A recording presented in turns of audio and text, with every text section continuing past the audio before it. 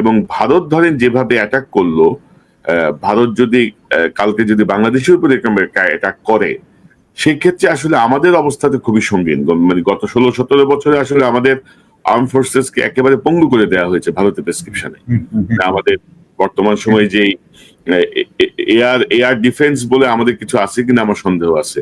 আমাদের নতুন আধুনিক অস্ত্র বলেন, যাই বলেন, কিছুই নাই। যাই কিছু কেনা হয়েছে সব ভারতের অনুমোদন সাপেক্ষে কেনা হয়েছে। সো এই মুহূর্তে আসলে আমাদের এই যে প্রতিরক্ষার জায়গাটায় আমরা আন্তর্জাতিকভাবে কিভাবে আমাদের একটা সুরক্ষা নিশ্চিত করতে পারি, দুইটা বিষয়, একটা করিডোর বা আমাদের এই যে প্রতিরক্ষা, আমাদের নিরাপত্তার জায়গাটায় আমাদের অবস্থানটা কি হওয়া উচিত, কি নেওয়া উচিত। প্রথমত আপনার দ্বিতীয় কোশ্চেনটা আগে নেই।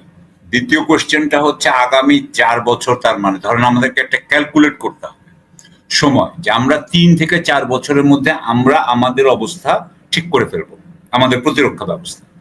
তার মানে আমার ইকুইপমেন্ট আসতে হবে, আমার গোলা বারুদ আসতে হবে, আমার মিসাইল থাকতে হবে। আমাদের দেখতে হবে যে আমার যদি মিসাইল বোর্ড থাকে তার মধ্যে মিসাইলও থাকতে হবে। দেখা যাবে যে মিসাইল বোর্ড আছে কিন্তু মিসাইল নেই, তাহলে তো চলবে না। তার মানে আমার প্রত্যেকটা জিনিস সক্ষমতাটা তৈরি করতে যদি আমার 4 বছর লাগে বা 5 বছর লাগে, এবং এটার জন্য আমি যা বুঝি সেটা হচ্ছে যে চীনের সাথে একটা বিরাট আমাদের সহযোগিতা দরকার আছে। এই যে আমরা একটু আগে যেই J-17 এর কথা বলছিলাম, আমাদের কেন J-17 থাকবে না? J-17 কিন্তু পাকিস্তান এবং ইয়ে বানাইছে, পাকিস্তান এবং চীন একসাথে তারা কিন্তু J-17 বানিয়েছে। তো J-17 আমাদেরও থাকতে পারে, J-10 আমাদের থাকতে পারে, আমরা এর থেকেও বেটার ইকুইপমেন্ট নিতে পারি। প্লেন আছে ওদের, আমার মনে হয় J-30 তো অনেক পরের ব্যাপার। তারপরে হচ্ছে কি আপনার মিসাইলস এবং অন্যান্য জিনিসের ড্রোন, এগুলোর ব্যাপারে আমি মনে করি চীনের সাথে আমাদের একটা বড় সহযোগিতা হতে পারে। কারণ চীনের উপরে আমরা চীনের সাথে সেই 75 সাল থেকে এদের সাথেই সহযোগিতা করছি। আমি আমেরিকা যদিও আমাদেরকে অস্ত্রশস্ত্র বিক্রি করতে চায়, তবে আমি মনে করি যে আমাদের মতো গরিব দেশের জন্য আমেরিকার এই অস্ত্রশস্ত্র আমাদের দরকার নেই, বরং আমাদের চীনের সাথে এটা করা দরকার। আমি মনে করি যে আগামী 5-6 বছর ধরে অন্তত আমাদেরকে যে কোনো সামরিক জটিলতায় যাতে আমরা মিলিটারি কোনো কনফ্লিক্টের সংঘাতে যাতে আমরা জড়িয়ে না পড়ি, সেই পলিসি আমাদেরকে রাখতে হবে। এটা হচ্ছে আপনার এই দ্বিতীয় কোশ্চেন, যে আমরা কিন্তু যতদিন না আমাদের প্রতিরক্ষা বাহিনী ঠিক হচ্ছে ততক্ষণ কিন্তু আমরা কখনোই কোনো সংঘাতে জড়িয়ে পড়তে পারি না। এখানে আপনার যারা এই সামরিক বাহিনীর জেনারেল আছে হাসিনার সময়, তারা অনেকেই কিন্তু যুদ্ধ করতেও রাজি না। হাসিনা ওই ধরনের একটা আর্মি বানাতে চাচ্ছিল যেই আর্মিটা আসলে একটা মাফিয়া সরকারকে খালি সাপোর্ট দিয়ে রাখবে, তাকে জীবনে কোনোদিন যুদ্ধ করতে হবে না, এই ধরনের। সে কিন্তু প্রফেশন, আমি মনে করি, আমি বলতে পারি, আমি কোনো পার্সোনালি এক একজনকে বলে বলছি না, বাট জেনারেলি উনি কিন্তু একটা যুদ্ধমদেহী আর্মি বানাইতে চায় নাই, একটা ডিসিপ্লিন ফাইটিং ফোর্স, হ্যাঁ, অপারেশনাল আর্মি উনি বানাতে চায় না। এটা আপনি জানেন, অনেকেই আপনাকে এটা বলেছে, আমি এটা প্রথম বলছি না। সুতরাং এটাকে করতে আপনার যে সময় লাগবে, সেটার জন্য পার্সোনাল চেঞ্জ বলেন, ফিলসফি চেঞ্জ বলেন, আপনার ট্রেনিং চেঞ্জ বলেন, আপনার ইকুইপমেন্টের কথা বলেন, সবকিছু মিলিয়ে যে সময়টা লাগে, সেই সময় আমরা কোনো সংঘাতে জড়াতে পারি না। এটা হচ্ছে আমার প্রথম কথা। দ্বিতীয় কথা হচ্ছে যে, এবং এটার সাথে নেভি জড়িত, এটার সাথে বিমান বাহিনী জড়িত। আপনি আমাকে বলছিলেন একটু আগে যে বিমান বাহিনীর সবগুলো প্লেন সচল নাই, হয়তো খুব হাতে গোনা কয়েকটা প্লেনই সচল আছে আপনার খবর মতে। সুতরাং এগুলো আমাদের ঠিক করতে হবে। দ্বিতীয়ত হচ্ছে যে, এবার আসি আমরা করিডোরের ব্যাপারটা হচ্ছে যে, যদি আমাদেরকে যুক্তরাষ্ট্র বলে একটা কিছু, তারা প্রস্তাব করে, আমি মনে করি না যে বাংলাদেশের সেই অবস্থা আছে যে তারা সেই প্রস্তাবটাকে ফেলে দিতে পারে। প্রস্তাবটাকে আমাদের পূর্ণ দেওয়া দরকার, আপনার কনসিডারেশন দিতে হবে। আমি কিন্তু বহু বছর আগের থেকেই, হ্যাঁ, যখন কেউই এটার পক্ষে ছিল না, আমি কিন্তু রোহিঙ্গাদেরকে প্রেরণের জন্য আমি বলতাম যে তাদেরকে প্রশিক্ষণ দিতে হবে। কি প্রশিক্ষণ দিতে হবে এটা বলতাম না, কিন্তু আপনার চ্যানেলে আমি বলেছি। হ্যাঁ, আমি এটা আজকে থেকে 3-4 বছর আগে, এই আজকে তৌহিদ হোসেন সাহেব এবং আমি একটা দীপ্ত টিভি বা কোথাও ছিলাম, সেই দিন রোহিঙ্গা নিয়ে কথা হয়েছিল। উনি কিন্তু তখন বলছিলেন নেগোসিয়েশনের কথা, আমি কিন্তু তখনই বলছি যে না, নেগোসিয়েশন হবে না। কারণ কার সাথে নেগোসিয়েশন করবে? আপনি নেগোসিয়েশন করতে হলেও, আপনার নেগোসিয়েটিং পজিশনে আসতে হলেও আপনাকে শক্তি দেখাতে হবে। আমার যেটা ছিল সেটা হচ্ছে যে যেরকম ধরেন মুক্তিযোদ্ধাদেরকে ভারত করেছিল, আমরা এখানে এদেরকে প্রশিক্ষণ দিতাম, তারপরে রোহিঙ্গারা চলে যেত মিয়ানমারের মানে রাখাইন এরিয়া আরাকানের মধ্যে। এটা ছিল আমার চিন্তা। সেখানে কি হইতো, আমরা প্লজিবল ডিনায়াবিলিটি বলে, মানে আমরা অস্বীকার করতাম, আমরা বলতাম আমরা এগুলো কিছু জানি না, এটা আমরা বলতাম। আমরা এমন ভাবে করতাম যে আমাদের এলাকাতেও তারা ট্রেনিং নিচ্ছে না ওই বন্দুকে। যদি সে ছবি তুলে দিত, আমি কইতাম এটা তো আমাদের এলাকা না, দেখা যায় ওর এলাকায় করছে এটা, বুঝছেন? আমি এইরকম ভাবে আমি চেষ্টা চাইছিলাম। কিন্তু সেটা না করে যেটা হলো সেটা হচ্ছে এই যে আপনার অ্যান্টোনিও গুটেরেসের ভিজিট হইলো বোধহয় মার্চে হওয়ার পরে এপ্রিলের 8 তারিখে, আপনি আমাকে বলেছেন আমি একটু লিখে রাখলাম, এপ্রিলের 8 তারিখে খলিলুর রহমান সাহেব প্রথম publicly introduce this topic, first time. এটা ডিপ্লোম্যাটের একটা আর্টিকেল আজকে বেরিয়েছে, দেখলাম আজকে না গতকালকে, সেখান থেকে আমি নিয়েছি। হ্যাঁ, আমি সেখান থেকে যা যা বলেছে সেখান থেকে বলছি। তিনি বলতেছেন এপ্রিলের 8 তারিখে তিনি বলছেন যে উনাদের এই ব্যাপারে আলোচনা শুরু হয়েছে নিউ ইয়র্কে ফেব্রুয়ারির 7 তারিখে অফিসিয়ালদের সাথে, অ্যান্টোনিও গুটেরেস সাহেবের সাথে। এটা হয়েছে ফেব্রুয়ারিতে। আচ্ছা, তারপর তো উনি মার্চে আসার পরে এপ্রিলে উনি এটা বলছেন যেটা হয়েছে। তারপরে বলছেন যে প্রিলিমিনারি টকস, প্রাথমিক যে সমস্ত আলোচনা আরাকান আর্মি, আন্তর্জাতিক সংস্থা এবং মিয়ানমার গভর্নমেন্টের সাথে প্রাথমিক আলোচনা হয়ে গেছে, এটা উনি বললেন। এপ্রিলের 27 তারিখে তৌহিদ হোসেন সাহেব বললেন যে বাংলাদেশ নীতিগতভাবে এগ্রি করছে, নীতিগতভাবে সম্মত হয়েছে করিডোর দেওয়ার জন্য। কিন্তু তার 2 দিন পরে এপ্রিলের 29 তারিখে শফিকুল আলম সাহেব বললেন যে না, আমরা এরকম কোনো সম্মতি দেই নাই, আমরা কোনো চুক্তিতে ইয়া করিনি। তাহলে আমরা সবাই কিন্তু কনফিউজ হয়ে গেলাম, এটা কি হচ্ছে। এর মধ্যে আবার শুরু করলো, এবং আপনি জানেন যে এর মধ্যে যেটা হইলো, যখন এগুলো শোনা গেল তখন কিন্তু সাথে সাথে বিএনপি এটার কিন্তু চরম বিরোধিতা করলো। বিএনপি বলল যে এটা নির্বাচিত সরকার, আমার যতদূর মনে পড়ে তারেক রহমান সাহেব বোধহয় বলেছেন যে নির্বাচিত সরকার ছাড়া এটা অন্য কেউ করতে পারে না, স্বাভাবিকভাবেই তিনি বলবেন, এটা খুবই স্বাভাবিক। এবং তারা বলছিলেন যে আমরা কিন্তু কোনো আপনার ভূ কৌশলগত আর কি, জিও পলিটিক্যাল, ভূ রাজনৈতিক এই ধরনের জটিলতার মধ্যে আমরা যাতে আটকায় না যাই, যেগুলো আমাদের জন্য নিরাপত্তার হুমকি হইতে পারে।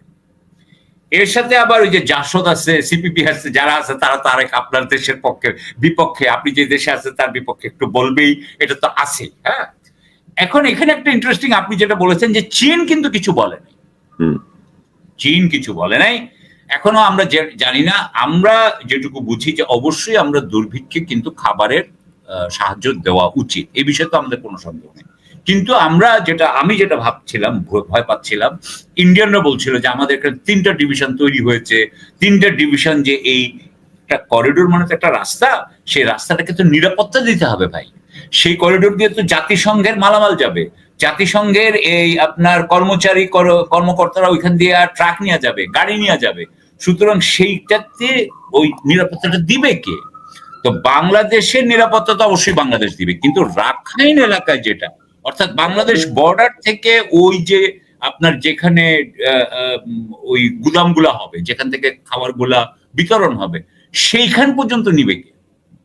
আমাদের কথা ছিল যে সেইখানে যদি আমাদের সৈন্যরা যায় তাহলে কিন্তু তাদেরকে আরাকান আর্মিও, ওখানে একটা সশস্ত্র বাহিনী, আমাদের সৈন্যবাহিনীও কিন্তু একটা সশস্ত্র বাহিনী, 2টা সশস্ত্র বাহিনী একটা এলাকায় থাকলে ঝামেলা কিন্তু হইতেই পারে, যদি না তারা নিজেদেরকে আলাদা রাখার জন্য খুব আপনার মানে খুঁটিনাটি একদম ঠিক করা, যাতে নিয়ম নীতি না থাকলে প্রবলেম হয়।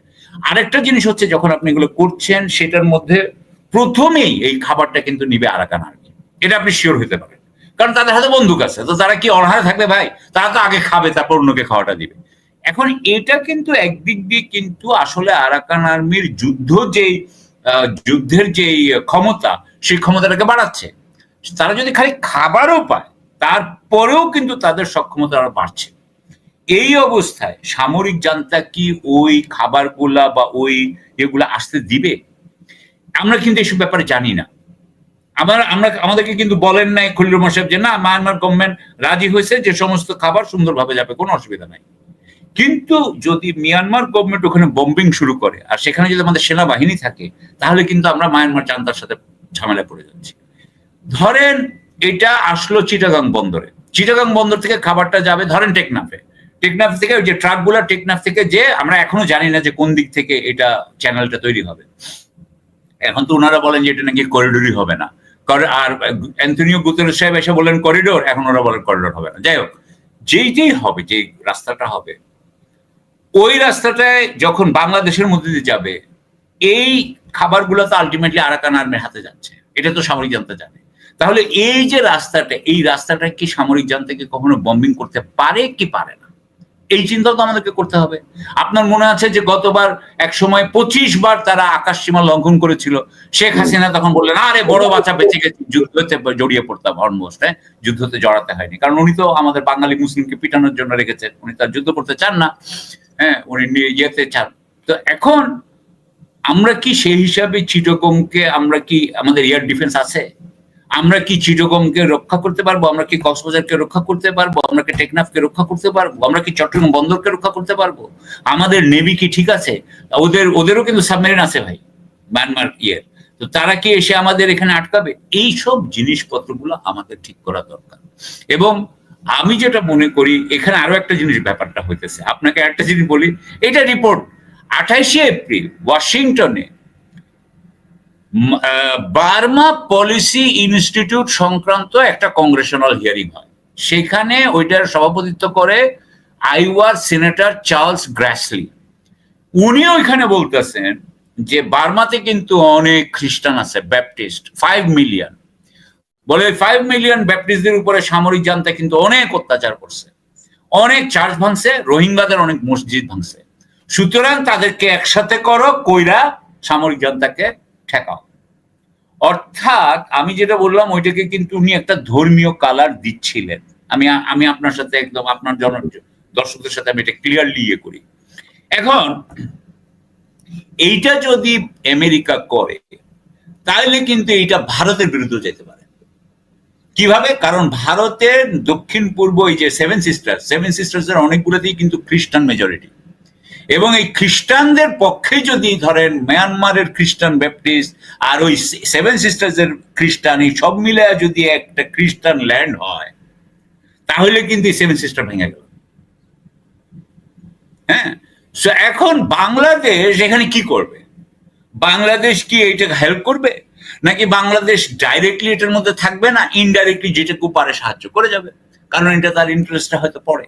কিন্তু একটা জিনিস মনে হয়, এবং হয়তোবা আমি জাস্ট কথার কথা বলছি, সেটা হচ্ছে যে চীন হয়তোবা এই যে খ্রিস্টান রাষ্ট্র হওয়ার বিরোধিতা করবে না, যে তারা হয়তো ভাবলো যে না ঠিক আছে, ইন্ডিয়া একটু উইক হয়ে গেল, এবং আমার তো এতে অসুবিধা নেই যতক্ষণ ধরে আমার যে পাইপলাইন, সেই পাইপলাইন ঠিক থাকবে, আমার যতক্ষণ পাইপলাইন ঠিক থাকবে আমি ফাইন আছি, আই এম ফাইন। কিন্তু আরেকটা কথা আমি এখানে আপনার সাথে শেয়ার করি, সেটা হচ্ছে যে চার্লস গ্রাসলি তখন বলছিলেন যে চীনকে আমরা বঙ্গোপসাগরে আসতে দিতে চাই না, অর্থাৎ মিয়ানমারের উপর দিয়ে সে বঙ্গোপসাগরে আসবে এটা আমরা চাই না। এই কাজে যদি চীনের সাথে আমেরিকা জড়ায় পড়ে, আমরা সেখানে কিন্তু আমেরিকার সাইড নিতে পারি বলে মনে করি না। আমরা এই সাইডে যেতে পারবো না, কারণ চীন ইতিমধ্যেই একটা পাইপলাইন বানিয়েছে।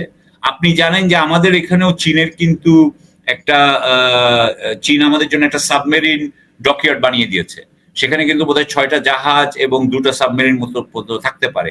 অর্থাৎ এখানে কিন্তু নানান জিনিস কথা হয়েছে, আমাদের সাথে চীনের অনেক সহযোগিতার ব্যাপার আছে। আপনি জানেন তিস্তা ব্যারাজের ব্যাপারে আমাদের সাথে চীনের যে ব্যাপার আছে। সুতরাং এভরিথিং মিলিয়ে এবং ভবিষ্যতে চীনের সাথে সহযোগিতা আমাদের আরো বাড়বে। চীন, ভারত, সাকিব ভাই, আমরা অসম্ভব জটিল একটা ডিপ্লোম্যাটিক সিচুয়েশনের মধ্যে পড়ছি আসলে, তাই না?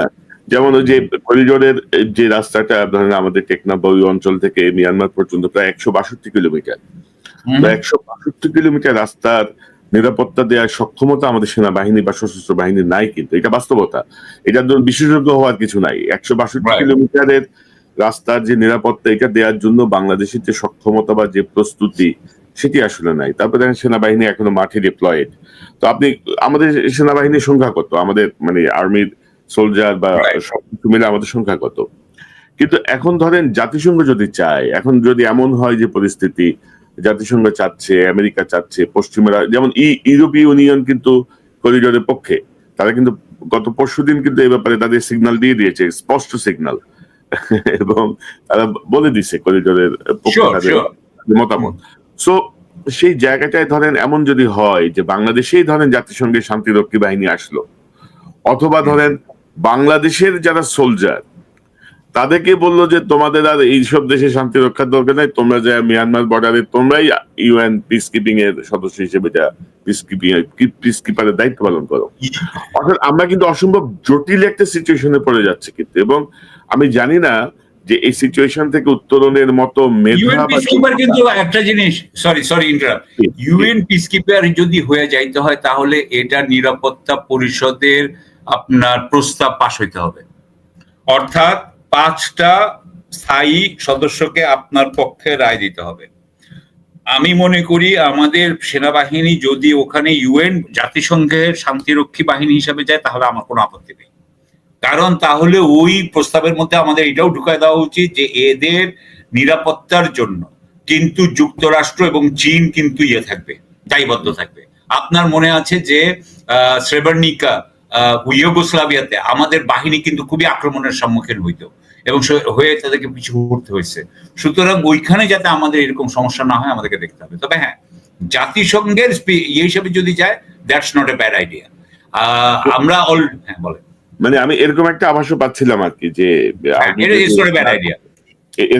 এরকম একটা ফরম্যাটও হয়তো হইতে পারে। এবং আপনি যেটা বলছিলেন খুব ভ্যালিড পয়েন্ট, যে সামরিক জান্তা যেখানে খাবার বন্ধ করে রাখছে বা সাপ্লাই বন্ধ করে রাখছে উইক করার জন্য, সেখানে আমরা যদি তাদেরকে খাবার পাঠাই, ধরুন খাবারই পাঠাচ্ছি, খাবার, ওষুধ, পানি পাঠাচ্ছি, সেটা তো তাদেরকে শক্তিশালী করবে। কিন্তু সেটা সামরিক জান্তা মানবে কিনা, সামরিক জান্তা আমাদের কাউন্টার এয়ার অ্যাটাক করবে কিনা, মানে অনেক রকমের। আপনি কি মনে করেন যে বর্তমানে মানে বাংলাদেশের যারা সরকারে আছেন এই পরিস্থিতি মোকাবেলায় আপনি কতটুকু তাদেরকে আস্থায় রাখতে চান? যেমন কেউ কেউ মনে করেন যে ডক্টর ইউনূসের যে ইন্টারন্যাশনাল কানেকশন, সেই কানেকশনে ডক্টর ইউনূস হয়তো নেগোশিয়েট করে বা তার অন্যান্য বন্ধুদের সাহায্য নিয়ে হয়তো বাংলাদেশের ক্ষেত্রে সর্বোচ্চ বেনিফিটটা হয়তো ব্যয় করতে পারবেন, যেটা হয়তো অন্য পলিটিক্যাল গভর্নমেন্টের পক্ষে সম্ভব না। আবার কেউ কেউ মনে করছেন যে বিষয়টা পলিটিক্যাল, যেটি বিএনপির পক্ষ থেকে বলা হচ্ছে যে এটি রাজনৈতিক সরকারের সিদ্ধান্ত, রাজনৈতিক সরকার এসে সিদ্ধান্ত নেবে। তো আদৌ কি মনে করেন আপনি রাজনৈতিক সরকারগুলোর উপরে ভারতের প্রভাব বা সবকিছু মিলে? আমি যখন এটা ভাবতে যাই বা পড়তে যাই না, মাথার মধ্যে যেন তালগোল পাকায় যাচ্ছে সব। আমি একটা কথা বলি ভাই, আমি আমার যে 23 বছর 23.5 বছর যে চাকরি করছি না, সেই 23.5 বছর চাকরিতে একটা জিনিস আমি দেখেছি যে আমাদের সরকারগুলা দর কষাকষি হিসাবে যা বুঝে সেটা হচ্ছে আমাদের এখান থেকে সুবিধা দিয়ে দেওয়া, অর্থাৎ আমাদের সুবিধাগুলো বিদেশি সরকারের কাছে দিয়ে বিদেশি সরকারের থেকে কিছু একটা ফায়দা পাওয়ার চেষ্টা করে। এটা আমাদের এখানে এর থেকে কোনো বেটার আমি কোনো দেখি নাই, নেগোশিয়েটিং স্কিল দেখি নাই। আপনি দেখলেন যে আমাদের তো একটা রাজনৈতিক সরকারই ছিল, এই হাসিনা কি রাজনৈতিক সরকার না? তো হাসিনা কি করেছে? দেশ বিক্রি করে দিয়েছে না ভারতের কাছে। সেটাতেই সে মনে করছে এটাই তার নেগোসিয়েশন করে। ভারত যতক্ষণ তার পাশে থাকবে ততক্ষণ এভরিথিং ইজ ওকে। আমি খালি আশা করব আমাদের বর্তমান সরকার যাতে মনে না করে যে আমেরিকা তার পাশে আছে তাহলে শেষ, এভরিথিং ইজ ফাইন। আমেরিকার উপরও ডিপেন্ড করা উচিত না, ভারতের উপরও ডিপেন্ড করা উচিত না, চীনের উপরও ডিপেন্ড করা উচিত না। এটা বাংলাদেশের পক্ষে থাকা উচিত। এখন আমার একটু আমি এটা কিন্তু কেউ ব্যক্তিগতভাবে নিবেন না, আমি নৈতিকভাবে বলতেছি।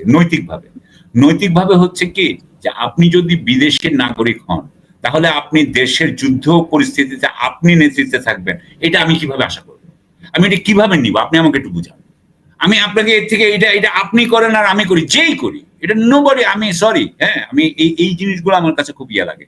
আমার ব্যাপারটা হলো যে আমার যারা নেতা থাকবে তারা যাতে যুদ্ধ লাগায় দেয়। এবং আমার এখানে আরেকটা কথা বলা দরকার, এর মধ্যে কিন্তু আবার এটা বলা হয়েছে যে রোহিঙ্গাদেরকে এর মাধ্যমে পুনর্বাসন করা হবে, এর মধ্যে ঢুকায় দেওয়া হবে, প্রত্যাবাসন করানো হবে। কিন্তু আমার এইটা কিভাবে হবে এটাও কিন্তু আমরা জানি না।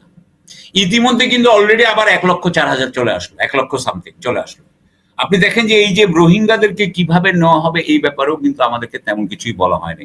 আরাকান আর্মির সাথে কিন্তু ওনাদের অনেক ব্যাপারে কথা হয়েছে, ওনারা নিজেরাই বলেছেন। তারপরে বলার পরেও রোহিঙ্গাদের ব্যাপারে কিভাবে প্রত্যাবাসনটা হবে আমরা এখনো জানি না। আমরা যদি দেখতাম যে প্রতিদিন 5,000 3,000 করে ফেরত যাচ্ছে, তাহলে কিন্তু আমরা এই জিনিসটা করতে হয়তো আমাদের রাজনৈতিক এই সিদ্ধান্তটা নিতে আমাদের অনেক সহজ হতো। এখন কিন্তু আমরা এটাও পারছি না। এখন আমি একটা কথা বলবো, সেটা হচ্ছে কি যে দেখেন, আমরা আশা করব, আমি ডক্টর ইউনূসের, আমি একটা জিনিস বলি, ডক্টর ইউনূস একজন আন্তর্জাতিক, একজন না, বাংলাদেশে তো এই ব্যাপারে কোনো সন্দেহই নাই, দক্ষিণ এশিয়ার মধ্যে আন্তর্জাতিক খ্যাতিসম্পন্ন এরকম ব্যক্তি হয়তো আর নাই, হ্যাঁ, অমর্ত্য সেন ছাড়া। উনি, উনার যে অ্যাক্সেস আছে, উনি যে লেভেলে কথা বলতে পারেন, যে লেভেলে ইয়ে করতে পারেন, এটা আমাদের আর কারণ নেই, এ বিষয়ে কোনো সন্দেহই নেই, হ্যাঁ, এটা কোনো সন্দেহ নেই। কিন্তু উনি তো নিজেই বলেছেন যে উনি রাজনৈতিক লোক না। আসলে উনি তো আসলে ইন্টারন্যাশনাল রিলেশনস নিয়ে 40 বছর কাজ করেন নাই ভাই, হ্যাঁ, উনি যাদের, সুতরাং আলটিমেটলি ডিসিশনটা কিন্তু উনার। এখন উনি কিভাবে এটাকে দেখবে, হ্যাঁ, যে আমরা আমরা কি এমন ভাবে যে চীনকে না চটিয়ে, ভারতকে না চটিয়ে, সামরিক জান্তাকে না চটিয়ে, আরাকান আর্মিকে না চটিয়ে, যুক্তরাষ্ট্রকে না চটিয়ে আমরা কি কাজটা করে ফেলতে পারবো? এইটা উনি কিভাবে বলে আমি দেখতে চাই। এবং এইসব ব্যাপারে উনারা এখন পর্যন্ত, হ্যাঁ, আমাকে কিন্তু দেখাতে পারেন। আমি বরং বলবো এই যে আপনি নানান ধরনের যে ডিপ্লোম্যাট বলেন বা যে কোনো জায়গায় বলেন, আপনি আমাকে বলছিলেন এই যেভাবে উনাদের বয়ান চেঞ্জ হয়, পরিবর্তন হয়, উনারা নানান সময় নানান কথা বলেন, এতেও আমার একটু, আমি অস্বস্তি ফিল করছি। আমি বুঝতে পারছি না আসলে উনারা এই কাজের জন্য ক্লিয়ার পরিপক্ক ভাবে এগোনোর উনাদের প্ল্যান আছে বলে মনে হয় না।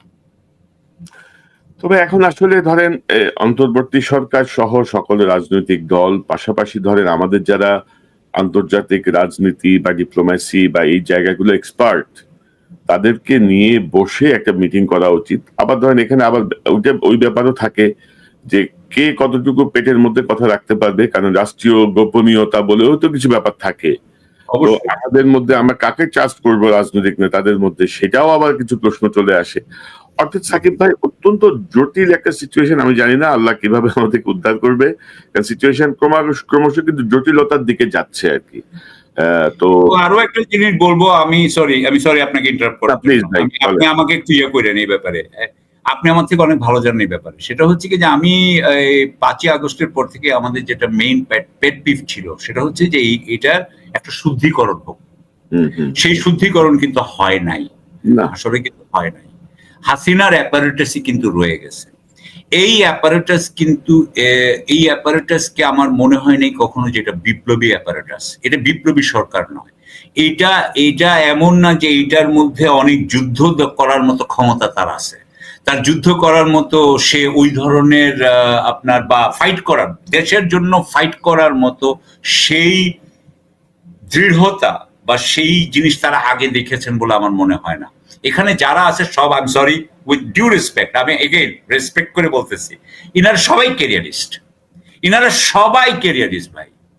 ক্যারিয়ারিস্ট দিয়ে বড় কাজ করা ডিফিকাল্ট। কেন ডিফিকাল্ট? কারণ ক্যারিয়ারিস্টরা করে কি, পাওয়ারের সাইডে যায়, পাওয়ারের পক্ষে যায়, তাদের কিন্তু ডে টু ডে অবস্থান চেঞ্জ হয়। তারা কিন্তু ওই ফাইটটা করার জন্য মেন্টালি জীবনে কোনোদিন তারা ওই ফাইট করে না এবং ভবিষ্যতে করবে বলে জানি না। আমি এই হিসাবে বলছি, আমার ইয়েটা হলো যে আমাদের সরকার যাতে, যদি এইরকম ক্যারিয়ারিস্ট থাকেন, যদি এইভাবেই মানে সুবিধার মধ্যে দিয়ে চলতে চান, ফাইন, চলেন, কিন্তু তাহলে দেশকে এরকম জটিল জায়গায় ঢুকায় না। That's all I am saying. আর জটিল জায়গায় যদি ঢুকান, তাহলে জটিল জায়গার মধ্যে ফাইট করার মতো সেইটুকু রিজলভ নিয়ে যান, যে যাতে বাংলাদেশ কখনো ত্যাগ করবেন না। শেখ হাসিনা যেমন ত্যাগ করছে, আপনি করবেন না, আপনি এখানে ফাইট করে যাবেন, এরকম যাতে থাকে। That's all I M asking. না, আমি আপনার সঙ্গে একমত। এবং ধরেন আমরা তো যেটা দেখছি যে জুলাই বিপ্লব বা এতগুলো জীবনহানির পরে, এতগুলো পঙ্গুত্ব বন্ধুত্বের পরে সরকার যেই চেতনায় উদ্বুদ্ধ হওয়ার কথা ছিল, সেটি থেকে তারা ক্রমাগত সরে আসছে। ডক্টর ইউনূস ব্যস্ত ইন্টারন্যাশনাল অ্যাফেয়ার্স নিয়ে। ওনার যে উপদেষ্টা পরিষদ 23 জনের মধ্যে ধরেন 7 জন অ্যাক্টিভ, বাকি 15 জনই আসলে অপদার্থ কিসিমের। আপনি যতই শ্রদ্ধা রেখে বলেন এরা অপদার্থ এবং মাজায় কোনো জোর নাই। এরা অপদার্থ আর কি, অপদার্থ, ভেরি সিম্পল। আমি অনেকবার বলছি এদেরকে কাঠ ধরে বের করে দেন। ইউনূস সাহেবের কোনো মনোযোগ নেই এবং অনেক ইস্যু নিয়ে আমরা কথা বলছি, দেখা যাচ্ছে যে তারা অনেক কিছুই ওই হাসিনার মতো তারা ইগনোর করার চেষ্টা করছেন, ইগনোর করছেন, যেগুলো আমরা বলছি in favour of the country. তারা এটাকে পার্সোনালি নিচ্ছেন কেউ কেউ, তারা এটাকে নিজেদেরকে মানে নিজেদের তাদের সমালোচনা হিসেবে, হয়তো হাসিনার মতো হইলে মামলা ঠুকে দিত, সেটা করতে পারতেছে না, কিন্তু তারা খুব ঠাট্টারামিও করছেন। তো ধরেন হাসিনার মতো ফ্যাসিস্টকে আমরা মোকাবেলা করছি, তো এইসব আমাদের কাছে আসলে এখন কিছু না আর কি সাকিব ভাই। আল্লাহর রহমতে আমরা এগুলো জানি, আমরা তামাশা দেখতেছি। বাট আমি মনে করি যে জুলাই বিপ্লবের বিপক্ষে যাওয়ার বা জুলাই বিপ্লবকে ইগনোর করে নিজেদের মতো করে কিছু করার কোনো সুযোগ নেই, সেটি ডক্টর ইউনূসেরও নাই বা কোনো রাজনৈতিক দলেরও নাই। কারণ আমরা কি ভাই কয়েক বছর পর পর আবার একই ঘটনার পুনরাবৃত্তি ঘটাইতে হবে আমাদেরকে? সেই আইনের শাসন, সেই সুশাসন, সেই স্বাধীনতা, সেই এইটা আমি এরকম একটা সুযোগ পাওয়ার পরে তারা এটা নষ্ট করছেন। আমরা আশা করি ভবিষ্যতে আমরা এই বিষয়গুলো নিয়ে ক্রমাগত আলোচনা করবো, আরো আলোচনা করতে হবে। তো সাকিব ভাই, আপনাকে অসংখ্য ধন্যবাদ। আপনার শেষ যদি কোনো মন্তব্য থাকে, আপনি যেটা বলছিলেন যে মানে আপনিও নিজেই খুব চিন্তিত এই বিষয়টা নিয়ে। আমি খুবই চিন্তিত, আপনার সাথে আমি একদম একমত, বুঝছেন? যে আমি চাই না আবার আমরা সেই যেই তিমিরে ছিলাম সেই তিমিরে যাই। আবার আমি চাই না দুর্নীতিগ্রস্ত ডিসি, দুর্নীতিগ্রস্ত এসপি, এগুলো আর চাই না।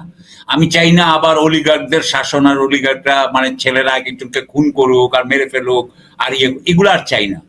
কিন্তু সুতরাং এখন একটা অচল অবস্থার মধ্যে দিয়ে আমরা আসছি।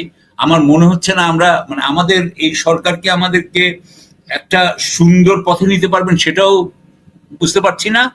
আর আমি জানি যে sorry without again all due respect to BNP and রাজনৈতিক পার্টি, যে উনাদের সময় গেলে আবার যে আমরা দুর্নীতিতে ফেরত যাব না সেই বিষয়ে আমার কোনো মানে আশা নাই, বুঝছেন? যে আমরা হয়তো আবারই ফেরত যাবো। সুতরাং আমি আশা দেখতে চাই, সেই আশাটা এখনো আমি পাইতেছি না।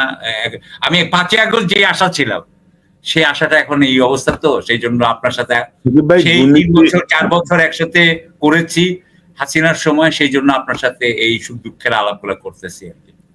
না সাকিব ভাই, ধরেন অলিগার্করা আবারও ইউনূস সাহেবের সঙ্গে ভিড়ে যাচ্ছে ক্রমাগত, আমরা দেখছি নানান নতুন রূপ তারা নিচ্ছে, দুর্নীতি আরো পূর্ণদমে চলছে, নানা রকমের কাহিনী চলছে।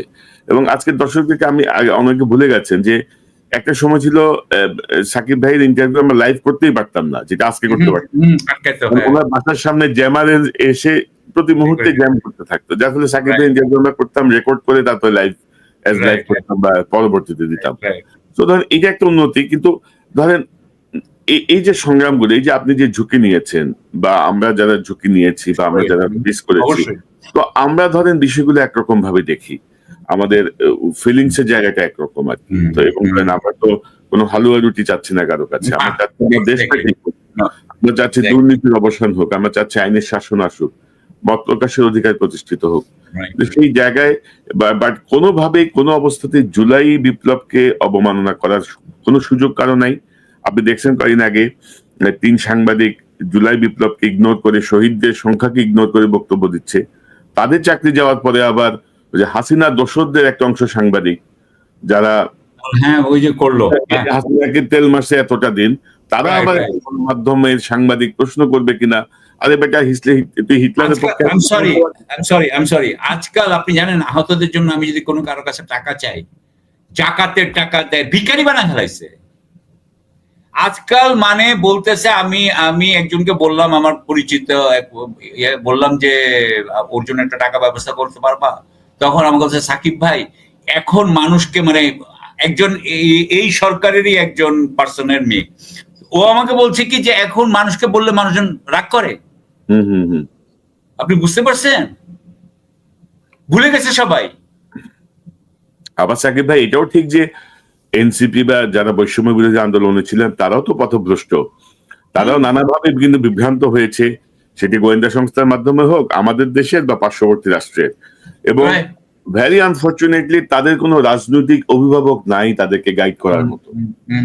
আমাদের সিনিয়র রাজনৈতিক নেতৃত্ব, যেটি দরকার ছিল একটা ভিন্ন মত তৈরি করার জন্য এই ইয়াং এই প্রতিবাদী গ্রুপটাকে কিন্তু আমরা নার্সিং করে একটা বিকল্প শক্তি দাঁড় করাতে পারতাম। সেটি না করে আমরা কিন্তু তাদেরকে শত্রু বানিয়ে ফেলেছি, এবং তারা কিন্তু নির্দেশনাহীন থাকার কারণে এখন নানা রকমের প্রশ্নের জন্ম দিচ্ছে। তো দেখা যাক, এগুলো নিয়ে আমরা ভবিষ্যতে আবার কথা বলবো। জনাব সাকিব আলী, আপনাকে অসংখ্য ধন্যবাদ আপনার মূল্যবান সময়ের জন্য। দর্শক, এতক্ষণ যারা অনুষ্ঠান শুনলেন, নিশ্চয়ই আপনি আলোচনা মর্মার্থ উপলব্ধি করতে সক্ষম হবেন। বাংলাদেশে একটি জটিল কূটনৈতিক পরিস্থিতির মুখোমুখি। একদিকে ভারত পাকিস্তানের যুদ্ধ, আর একদিকে মিয়ানমারের করিডোর, সব মিলিয়ে পশ্চিমা শক্তি, আমাদের উপমহাদেশের যে শক্তি, সবকিছু মিলিয়ে বাংলাদেশ আসলে কতটুকু সঠিক সিদ্ধান্ত নিতে পারবে নিজেদের স্বার্থ রক্ষা করে, সেটি এখন দেখার বিষয়। যারা এই অন্তর্বর্তী সরকারে আছেন তাদের মধ্যে তাদের যোগ্যতা কতটুকু আছে, ইতিমধ্যে নানা রকমের যেসব মানে ফ্লোটিং কথাবার্তা আমরা শুনছি, নানা রকমের যেসব ভাবনা এক এক সময় এক একটা আসছে, তাতে আমরা খুব বেশি আশাবাদী হতে পারছি না। আবার রাজনৈতিক দলগুলো আমরাই করব, আমাদের নির্বাচিত হয়ে ক্ষমতায় যে আমাদেরকে সিদ্ধান্ত নিতে হবে, সেটিও আমরা সমর্থন করি না। সিচুয়েশন যেটি এসেছে, সেই সিচুয়েশনে সকল দল সকল মত একত্রিত হয়ে দেশের স্বার্থে একটি সিদ্ধান্ত গৃহীত হবে, সবাই নেবেন, সেটি আমরা প্রত্যাশা করি। দর্শক, এই চ্যানেলটি সাবস্ক্রাইব করে আমাদের পাশে থাকুন, এই চ্যানেলের মেম্বারশিপ নিয়ে আমাদের পাশে থাকুন। আবারও দেখা হবে ইনশাল্লাহ। আসসালামু আলাইকুম। আসসালামু আলাইকুম প্রিয় দর্শক, আশা করি পুরো ভিডিওটি দেখেছেন এবং বুঝতে পেরেছেন। কথা বলেন আমাদের সবার পরিচিত পিএমও কনক সরোয়ার নিউজ থেকে ডক্টর কনক সরোয়ার। পাকিস্তান ভারতের বর্তমান যে পরিস্থিতি, সেই পরিস্থিতি নিয়ে আলোচনা করলেন। মোদির পতন শুরু হয়ে গেছে, মোদির পতন শেষ, বা শেখ হাসিনা পালানোর আগে যেভাবে মানুষ হত্যা করলো, যেভাবে মানুষের উপর নির্যাতন করলো, জুলুম করলো, মোদিও এখন ঠিক পাগলা হয়ে গেছে। আসলে তার পতন একেবারেই ধারের কাছে, যার কারণে তিনি এই সকল যুদ্ধে জড়িয়েছে। এবং পাকিস্তানের কঠোর অবস্থানে, পাকিস্তানের কঠোর হামলাতে তছনছ হয়ে গেছে ভারত, এবং ভারতের করুণ একটি পরিস্থিতি তৈরি হয়েছে। দর্শক, ভারত পাকিস্তানের সাথে যুদ্ধ করে কখনোই টিকে থাকতে পারবে না, কারণ পাকিস্তানি হচ্ছে মুসলিম জাতি। তাদের যে শক্তি, তাদের যে ইচ্ছা শক্তি এবং তাদের যে ইমান, সেই ইমানের সাথে কখনোই ভারত টিকে থাকতে পারবে না, কয়েক মিনিটও টিকে থাকতে পারবে না। কেমন লাগলো ভিডিওটি অবশ্যই কমেন্টে জানাবেন। সবাই ভালো থাকবেন, সুস্থ থাকবেন। ভিডিওটি শেষ করছি। আসসালামু আলাইকুম।